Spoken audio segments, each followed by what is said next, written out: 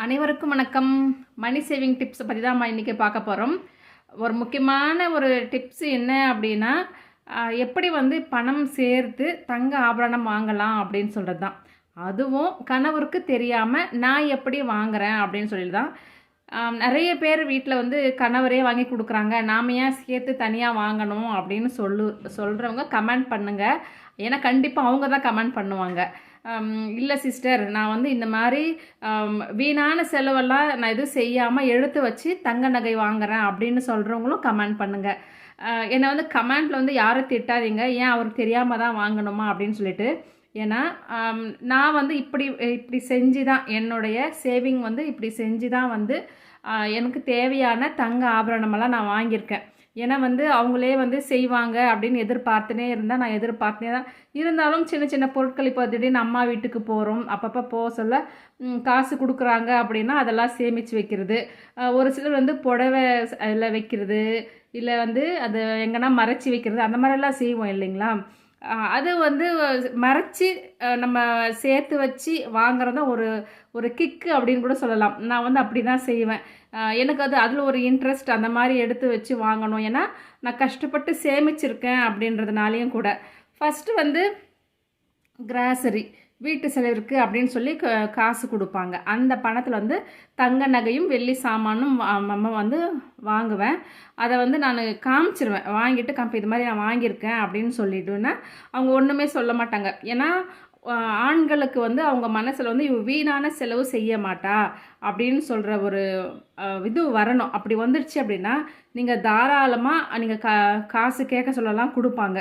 அப்புறம் வந்து இந்த கிராசரி வாங்குறது அப்படின்றது லிஸ்ட்டு போட்டு பொருட்கள் வாங்குங்க. அப்படி வாங்கினாலும் வந்து கரெக்டாக என்ன தேவையோ அது மட்டும் வாங்கினாலும் பணம் வந்து சேமிக்க முடியும். முக்கியமாக இந்த கிராசரி ஏன் நான் என்ன சொல்கிறேன் அப்படின்னா, நான் வந்து மொத்தமாக வந்து டிமார்ட்டில் தான் வாங்குவேன். இதை பற்றி கொஞ்சம் டீட்டெயிலாகவும் நான் சொல்கிறேன்.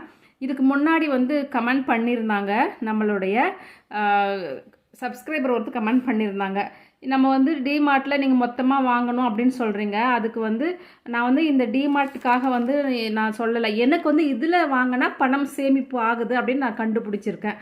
ஏன்னா வந்து என்னுடைய இந்த ஜான்வரியில் நான் வாங்கின தொகை 3450 ரூபாய் 55 ரூபாய்க்கு வாங்கியிருக்கேங்க.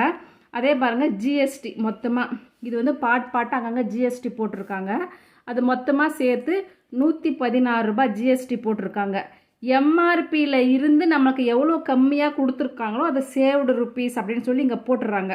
அப்போ நம்மளுக்கு வந்து 761 ரூபாய் இங்கே சேவ்டு ருப்பீஸ் போட்டிருக்காங்க. இதில் நான் அந்த ஜிஎஸ்டி எல்லாத்தையும் நான் மைனஸ் பண்ணால் கூட எனக்கு 600 ரூபாய் கிட்ட மைனஸ் ஆகுது. இப்போ வந்து எனக்கு இது லாபமா இல்லையா அப்படின்னா பார்த்து வாங்குறேன் வழிய. நான் இங்கே தான் வாங்கணும் அங்கே தான் வாங்கணும் நான் சொல்லலை. இந்த ஒரு டிப்பை யூஸ் பண்ணிங்க, இதுலேயும் வந்து காசு நம்ம சேவ் பண்ணலாம். அதுக்கப்புறமா வந்து இரண்டாவதாக வந்து அப்பப்போ வந்து தேவையான பொருட்கள் நீங்கள் வாங்காமல் ஒரே டைமில் வந்து நான் டிமார்ட்டில் தான் வாங்குவேன். ஏன்னா எனக்கு அது சேவிங் ஆகுது அப்படின்னு சொல்லி நான் இது பண்ணியிருக்கேன். மூணாவது, மில்க்கு கர்டு மாதம் ஒரு தொகை கொடுத்துருவாங்கங்க, பாலுக்குன்னு சொல்லி ஒரு தொகை. அப்போ வந்து நான் என்ன பண்ணுவேன் அப்படின்னா, டெய்லி வந்து எவ்வளோ தேவைப்படும் அப்படின்னு அவங்களுக்கு தெரியும். அதனால தான் அந்த தொகை கொடுக்குறாங்க.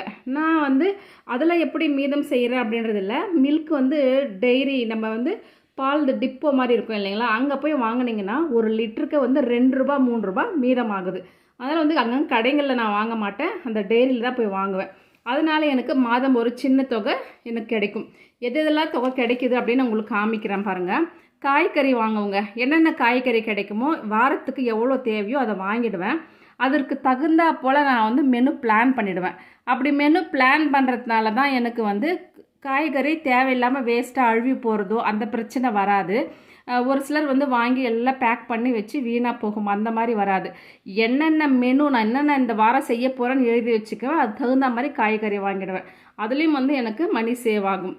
அதுக்கப்புறம் வந்து பெரிய தொகை இல்லாவிடாமல் நம்ம வந்து இதிலெல்லாம் சேர்க்குற தொகை வந்து பெரிய தொகை அப்படின்னு இல்லைனாலையும் ஒரு சின்ன தொகையாக நம்மளுக்கு கிடைக்கும். 1500 ரூபாய் 1000 ரூபாய் ஒவ்வொரு மாதம் இப்படியும் எனக்கு கிடைச்சிருக்கு. வீணான செலவு நான் செய்ய மாட்டேன் என்று அவருக்கு புரிந்து விட்டாலே போதுங்க. உங்கள் வீட்டு கணவர்கிட்ட அவங்களுக்கு தெரிஞ்சிட்டாவே போதும், என்னுடைய மனைவி வந்து வீணான செலவு செய்ய மாட்டா, தாராளமாக வந்து அவங்க கண்டிப்பாக பணம் கொடுப்பாங்க. ட்ரை பண்ணி பாருங்கள். பொருட்கள் வாங்க வேண்டாம் அப்படின்னு நான் சொல்லியிருக்கேன். ஏன்னா இந்த பொருள் தேவையா தேவையில்லையா அப்படின்னு சொல்லிட்டு நீங்கள் 1க்கு 4 முறை நீங்கள் யோசனை பண்ணி பார்த்தாலே போதும். நீங்கள் வேண்டாத பொருட்கள் வாங்கினா காசு சேமிக்க முடியும். அடிக்கடிக்கு வந்து வெளியே செல்லும் பழக்கம் வந்து இருக்கும் ஒரு சிலருக்கு. அந்த பழக்கமும் வேண்டாம் அப்படின்னு நான் சொல்லுவேன். ஏன்னா அதையும் நான் செய்ய மாட்டேன். ஏன்னா ஒரு 500 ரூபாய் கூட இல்லாமல் ஒரு சின்ன டிஃபன் கூட செய்ய முடியாது இந்த காலத்தில். நிஜமாக தாங்க. இங்கே நாங்கள் இருக்கிற பெங்களூர் இந்த ஏரியாலலாம் வந்து சும்மா ஒரு டிஃபன் சாப்பிட போனனாலும் வந்து 500 தேவைப்படும். அதனால் என்ன தேவையோ அதனுடைய டிஃபன் பசங்க என்ன கேட்குறாங்களோ அதை வந்து நான் பார்த்துக்குவேன். எனக்கு தெரியலனா கூட இந்த யூடியூப்பில் நீங்கள் போடுங்க, அந்த டிஃபன் ஐட்டம் பேர் போட்டிங்கன்னா கரெக்டாக என்னென்ன போடணும் எப்படி செய்யணும் அதெல்லாம் வந்துடும். அதை வந்து நான் வீட்டிலே கூட செஞ்சு கொடுத்துருக்கேன். அதையும் ட்ரை பண்ணி பாருங்கள். அப்புறம் வந்து புதிய நோட்டு 5 ருபீஸ் காயின் என் கையில் எப்பெல்லாம் என் கைக்கு அந்த காசெல்லாம் வருதோ அதை வந்து அப்படியே என்கிட்ட வச்சுக்குவேன். ஏன்னா வந்து அதை ஒரு சேமிக்க பழக்கம் என்னிடம் இருக்குது. அதே மாதிரி தெருவில் வரும் பொருட்கள் வந்து வாங்க வேண்டாம் அப்படின்னு சொல்லியிருக்கேன். ஏன்னா எதுனா இந்த பாத்திரம் வந்து வண்டிங்களை தள்ளின்னு வராங்க, அது அப்புறம் வந்து துணிங்க நிறைய வந்து இந்த ட்ரெஸ் மெட்டீரியல் அதெல்லாம் வந்து வரும். அதெல்லாம் வாங்க மாட்டேன். ஏன்னா குவாலிட்டியும் எனக்கு அதில் அவ்வளோவா இதுவாக இருந்ததில்லை. ஏன்னா ஒரு முறை வாங்கி அது வேஸ்ட்டாக போச்சு. அதுலேருந்து நான் தெருவில் வரும் பொருட்களை வாங்காமல் விட்டதுனாலேயே வந்து எனக்கு நிறைய பணம் சேமிக்க முடிஞ்சது. வீட்டிற்கு தேவையான பொருட்களும் அந்த மாதிரியெல்லாம் வரும். நான் அதெல்லாம் வாங்கிறது கிடையாது. இன்னொன்று வந்து வேறு ஒரு கையில் வந்து நம்ம வேலை செய்ய விட மாட்டேன் அப்படின்னு நான் சொல்லியிருக்கேன். ஏன்னா எந்த ஒரு வேலையாக இருந்தாலும் ஒரு சின்ன சின்ன வேலைகள்ங்க, கடைக்கு போகிறது இல்லை ஒரு சின்ன ஒரு மிக்சி வந்து அந்த ஜாருங்க வந்து கட்டிகிட்டு இருக்குது எதுனா ஆயிட்டுருக்குன்னா கூட அதை நானே ஆயில் போட்டு அதெல்லாம் கழட்டி பண்ணுவேன். அந்த மாதிரியும் பண்ணியிருக்கேன். டெய்லர் மிஷின் வந்து எனக்கு ரிப்பேர் ஆகிடுச்சினாலும் நானே வந்து அதை கழட்டி பண்ணுவேன். யூடியூப்பில் வந்து போட்டுட்டு இது வந்து எப்படி சரி செய்யலாம் அப்படின்னு த்ரெட்டு வந்து லூஸாக வரதெல்லாம் வரும். அதை நான் பார்த்துட்டு அதே மாதிரி செய்வேன். ஏன்னா அதுலேயும் வந்து பணம் மீதாவரம் எடுத்து வச்சுக்கலாம். பொருட்கள் ரிப்பேர் ஆகும் அதையும் அப்படின்னு சொல்லியிருக்கேன். ஏன்னா வந்து யாராச்சும் ஒருத்தர் கடைக்கு அனுப்பலாம், என் வீட்டு பக்கத்தில் இருக்கிறவங்க இல்லை சின்ன சின்ன பசங்க இல்லை யாராச்சும் அனுப்பலாம் அப்படின்னா கூட மீதம் ஏதாவது சில்லற காசு ஆகும் இல்லைங்களா. ஐயோ அவங்க போயிட்டு வந்தாங்களேன்னு சொல்லி நம்ம அந்த காசை அவங்க கையிலேயே கொடுத்துருவோம். அதனால் நம்மளே போயிட்டு வந்தாக்கா அந்த காசும் நமக்கு மீதமாகும். அதையும் நான் எடுத்து வச்சுருக்கேன்.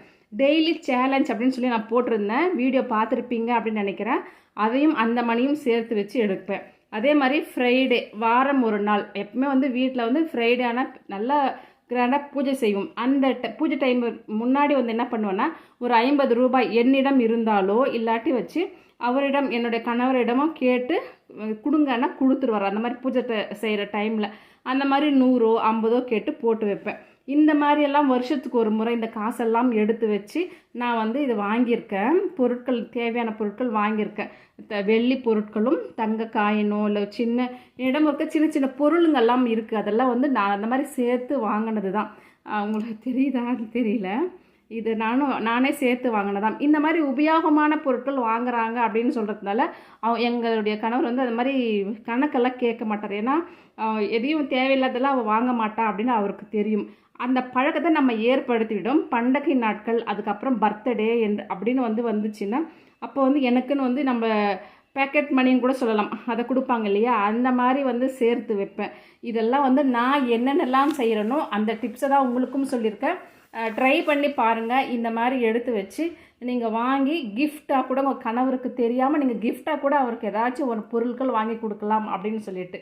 இது பிடிச்சிருக்குன்னு லைக் பண்ணிக்கோங்க, சப்ஸ்கிரைப் பண்ண மறக்காதீங்க. புதுசாக பார்க்குறவங்க ப்ளீஸ் எல்லோரும் சப்ஸ்கிரைப் பண்ணிக்கோங்க. ஏன்னா நிறைய பேர் நம்ம சேனலை பார்க்குறாங்க ஆனால் யாரும் வந்து சப்ஸ்கிரைப் பண்ணுறதில்ல. ப்ளீஸ் சப்ஸ்கிரைப் பண்ணிக்கோங்க.